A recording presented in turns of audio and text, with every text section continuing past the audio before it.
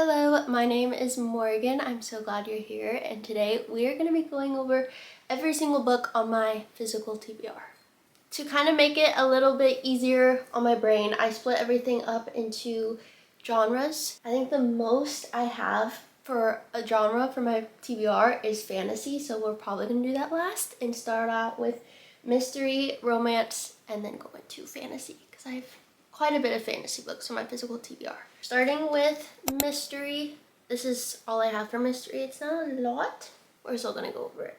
So first up, I have A Study in Charlotte. I got this a few years ago purely based on the cover. I thought the cover was really cute. I did not look this book up or anything, and I saw later after I bought it that the reviews on Goodreads I think was under like 4 stars, which I know isn't that bad, but just something, I don't know, reading some of the reviews kind of turned me away from it. I still do want to get to this, but yeah, I thought the cover was cute. It's pretty short, so hopefully we'll get to that at some point. I don't really have any interest to getting to it, honestly, but this next book I definitely have interest getting to soon. I have The House Across the Lake by Riley Sager.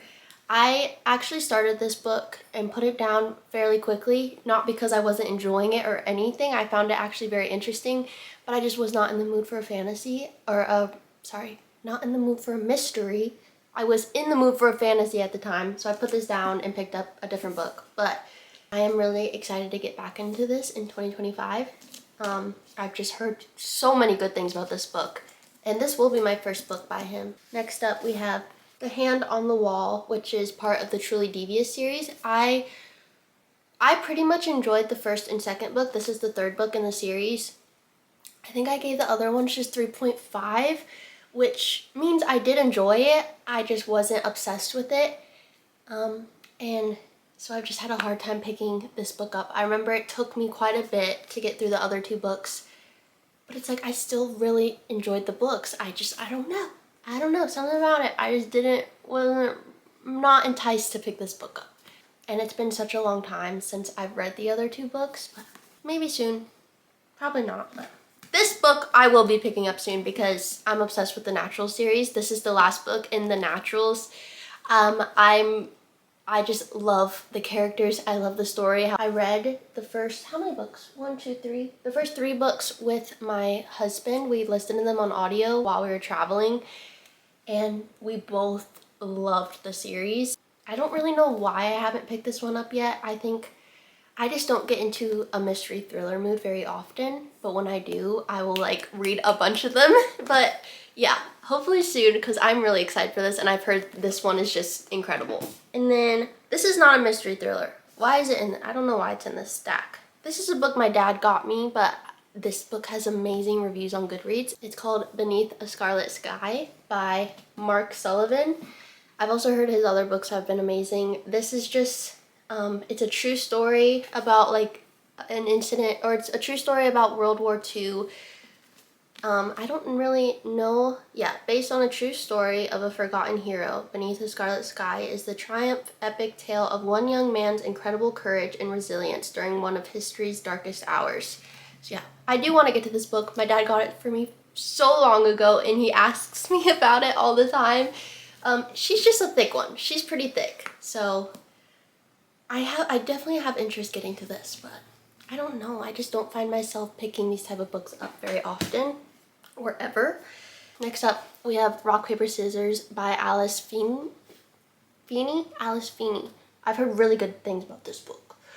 I think I am going to get to this in January. It was on my like winter TBR that I made, so I will be getting to this soon. I'm very excited. This whole plot and everything sounds super interesting, so we'll be getting to that one. Now getting to romance. I have this little stack and then I have another stack next to me.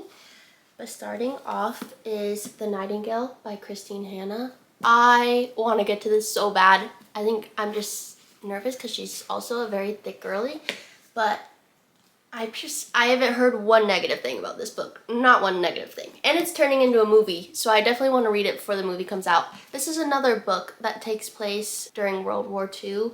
Honestly, that's kind of like one of my weird things that I'm interested in is like the history on the wars and everything. So maybe I'll get to The Nightingale and Beneath the Scarlet Sky next year, hopefully. Okay, so this is A Temporary Forever. I got sent this book. It is by Maxine Henry. I got sent this book by the author or her PR team or something. I started it. I think this is a spicy book, which no shame. I usually tend to just not really enjoy my time when reading books like this. I do want to try to pick it up again. It's like a millionaire romance, I believe. So yeah, we'll see. We'll see.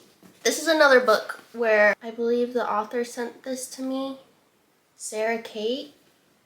It's called Keep Me and then has Sinful Manner under it, which kind of scares me. I sound like such a whip right now. I tend to not love super spicy books, and I think that's just, I do want to try this. I definitely want to try it before judging it, but that's been my hesitation. Okay. Oh, I want to get to this book so bad. Out on a Limb. One of my good friends, Hannah, gifted me this book for Christmas, I believe. I'm really excited to read this book. It just sounds so cute, and I've heard that it's just very like heartwarming and not just a romance book. It also just has a lot of heart in it. Next up, I don't even know if this is considered a romance. I know it has romance in it. It's Daisy Jones and the Six by Taylor Jenkins Reid. I really enjoyed Taylor's other books, so this is a book I really want to get to. I think I've just owned this book for so long, y'all. Probably like 3 years. I don't know why I haven't picked this up yet. Everyone's telling me to. I don't know. Convince me to read it. Next up, we have Tell Me Three Things by Julie Buxman. This I got at a Goodwill. It was like $2. I didn't really know anything about it, but I've heard it's just a really cute, like, YA romance book, so I want to get to this. Moving on to my other little stack. Funny You Should Ask by Alyssa Sussman. So I think I started this like 2 years ago, and I just wasn't in a romance mood, so I put it down. I do want to pick it back up though. It sounds fun. This sounds like a fun book. The cover is gorgeous. I'm obsessed with it. Yeah, this just sounds like a fun book. So maybe in the summertime. I feel like it would be fun to read in the summer. Speaking of summer, Just for the Summer by Abby Jimenez. I read Yours Truly, and I thought that was a really good book, and I've just heard amazing things about this book as well. So we will be getting to that in the summer though. Meet Me in Paradise. This is another book that I just literally bought it based on the cover, not knowing anything about it. And I had a friend tell me that it's actually kind of sad, which the cover is very deceiving. I believe I got this in summer because I was wanting some cute, fluffy summer books. No, apparently this book is really sad. When I'm just in that mood to maybe cry, we'll read it. Oh, it says Slow Burn. That makes it more enticing to me. I love slow burns. I don't even know if this is another romance book.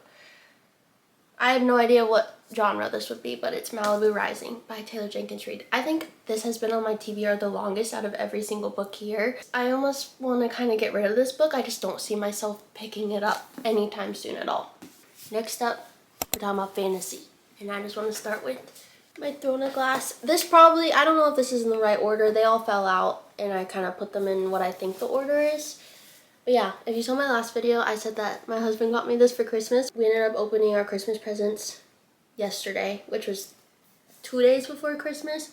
But yeah, I'm going to get into this in 2025, and I'm extremely excited. Speaking of Sarah J. Maas, I also have the second Crescent City book, House of Sky and Breath. Yeah.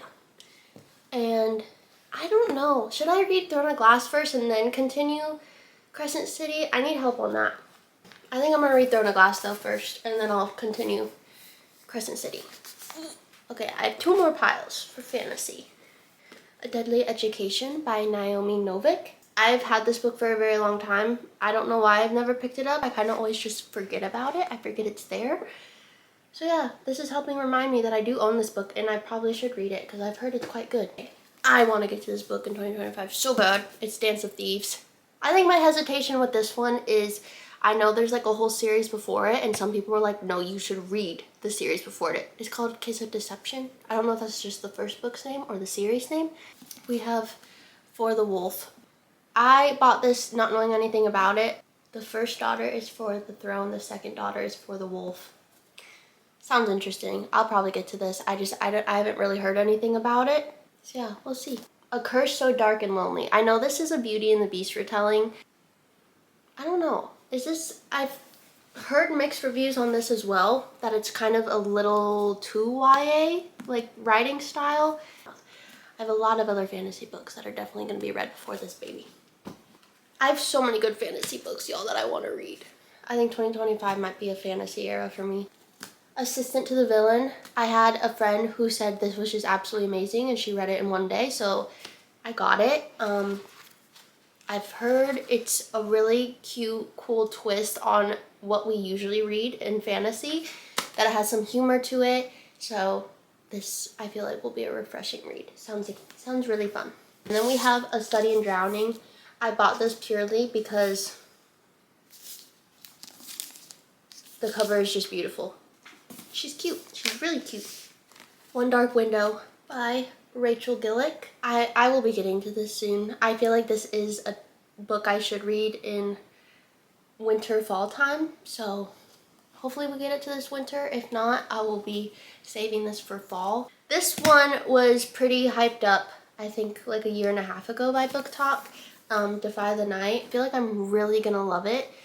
The plot just sounds really interesting and I've heard really good things about it. I know I'm saying that for like every book, but a lot of the books I buy are just based on other people's opinions of them. I don't know if that's a good thing or not, but yeah. And then we have Powerless by Lauren Roberts. I want to get to this. I am very excited to get to this.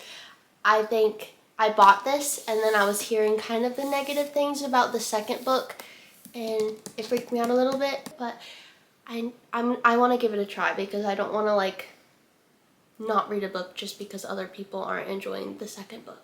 And lastly, this is the last book on my physical TBR, is The Blood Trader, which is the third book in the Prison Healer trilogy.